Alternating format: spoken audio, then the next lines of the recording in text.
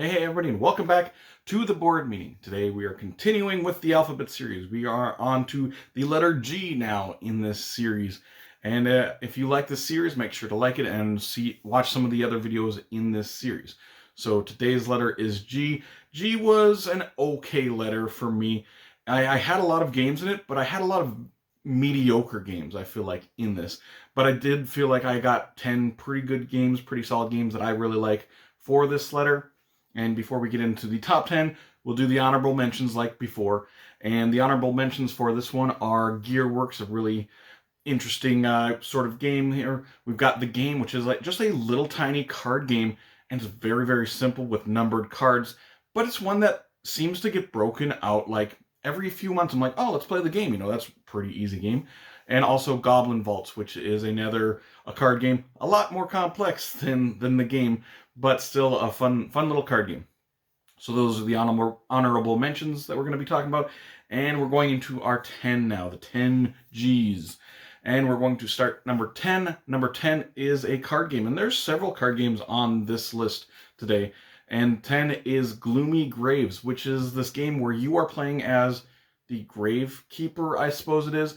And you are playing cards out onto your own personal crypt, and then also a communal graveyard. And it's got this fantasy theme where there was like a fantasy battle, so there's like dead unicorns and dead goblins, stuff like that. Its theme is whatever, but in this game you're playing out these cards, and these cards are sort of dominoes, and they're going to have different colors on them, and you are trying to get a bunch of cards of the same color orthogonally adjacent to each other, and trying to make these huge sets to get the biggest points possible. And it's sort of a race to these higher points values.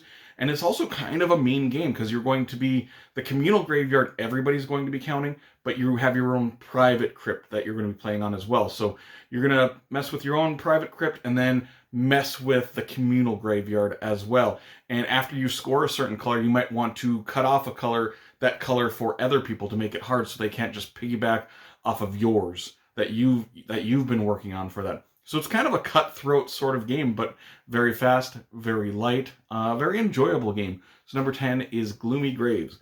Going to number 9. Number 9 is a solo game that I really, really like. This is Grove, a 9-card solitaire game, which is part of a series of solo games. The first one is Orchard. This is the sequel. Now there's another one coming out that just got put on Kickstarter. In this game, it is simply just a 9-card game where you are just playing cards off top of other cards, and you're trying to match the type of fruit laying on top of them. And you're trying to do that multiple times, because the more times you cover up the same type of fruit with that type of fruit, you're going to get more and more points from those positions.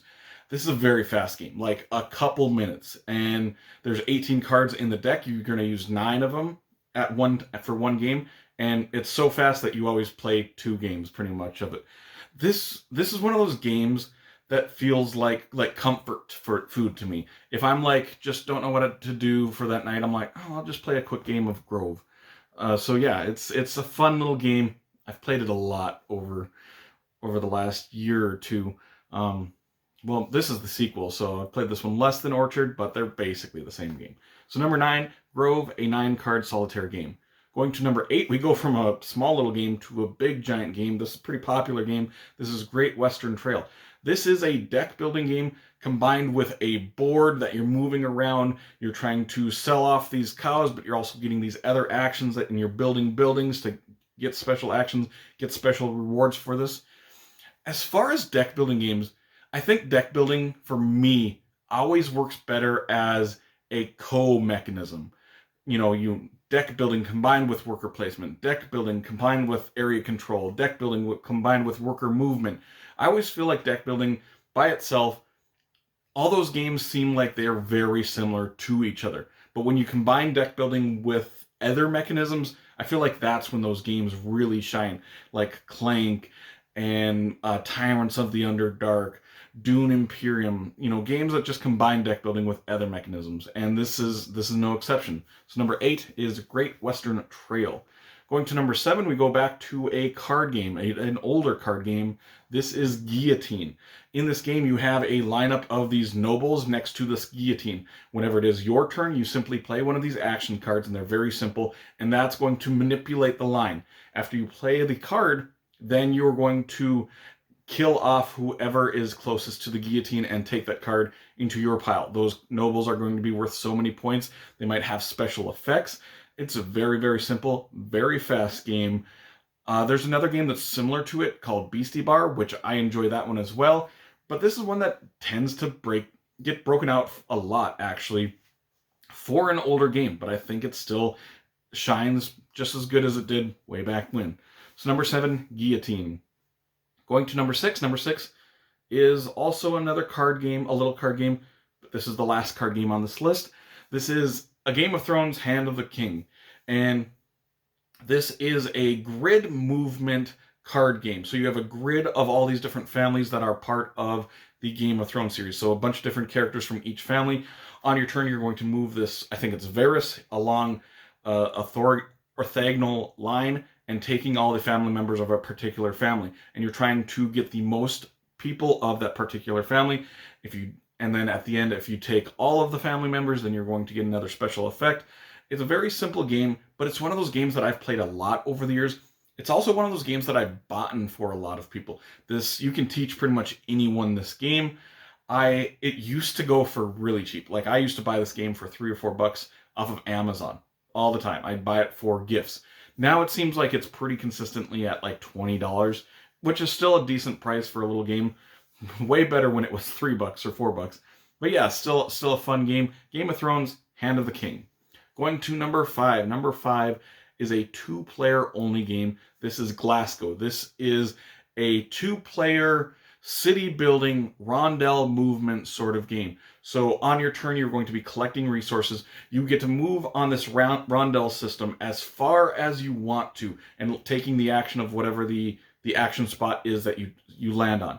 But then the person before you, they get to take and place their person on spots, and if they land before you, they get to go again. So it's the person who's back farthest that always goes next. So if you move far on your turn, because you're like, I really need this spot, the other person can really take advantage and get several turns in a row. And it's very simple. You're taking these resources. There's only like, I think, 4 types of resources in this game. And then you're going to be building buildings in this city building sort of fashion. It's a fun game. And it seems like the buzz for this one died down pretty fast. But I still think it's a really, really good game. So number 5, Glasgow. Going to number 4. Number 4 is Gates of Delirium, which I think is a very highly underrated game. This is a game, and you are playing out cards, but on each round, whoever's the start player gets to determine if they're playing on the sane side or the insane side. And that is going to determine which type of actions that you can do for that particular round. This is a very point salad-y game, because everything you're doing is going to score points. There's an area control sort of mechanism in it. There is a set collection sort of aspect to it. There are also set collections where you're trying to build up these gates, and you're going to score points from that. So everything you're doing in this game is going to score you a bunch of points. But it's a very simple, straightforward game. I really enjoy it. Number 4 is Gates of Delirium. Going to number 3. Number 3 is the second edition of the game, because I've never played the first edition. This is Galaxy Trucker.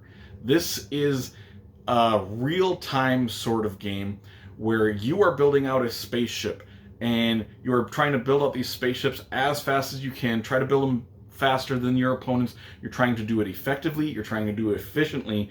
And at the end of the round is when the enemy basically attacks, and they're going to be attacking, and you're going to be blowing up your ships.